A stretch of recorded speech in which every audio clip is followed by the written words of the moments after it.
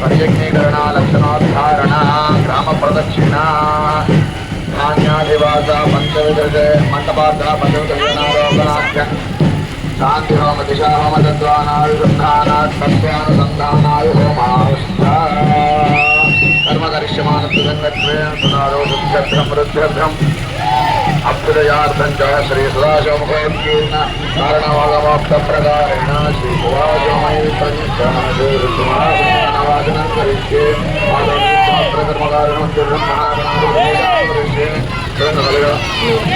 पूर्णकलशमादाय कलशे गन्धमष्टात् कलशस्योपे रुद्रकण्ठे विष्णुसमाश्रितः उत्सवसागरः सर्वे सप्तद्वीपावसुन्धरा सर्वे कलशामसमाश्रिताः